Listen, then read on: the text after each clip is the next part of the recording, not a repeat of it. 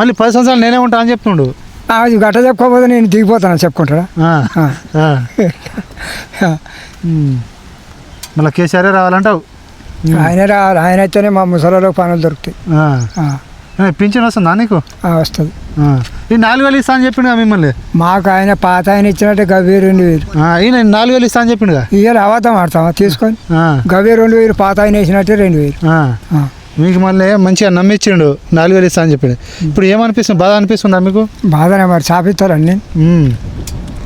Vote అడగడానికి వస్తే ఏం చెప్తావే రేవంత్ రెడ్డి? ఓటు అడిగితే ఓట అయ్యా నాకు ఓటే అని అడిగితే నువ్వేం చెప్తావు రేవంత్ రెడ్డికి? వేస్తామని చెప్తాం, వేసాం. వేసేదికి వేస్తాం, మా ఇష్టం ఉన్నదికి వాడతాం. ఇక నువ్వు నీ దొరికే పని మర్వం మళ్ళీ ఓటు వేస్తావా నీకు? వేరు ఇక ఓటేసి గెలిపిస్తాం మమ్మల్ని.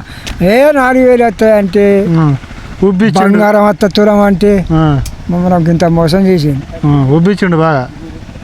ఇక మా జనానికి కూడా తెలిసిపోయింది ఆయన సరళ బతుక ఆయననే. మాకు తెలంగాణ మంచోడు.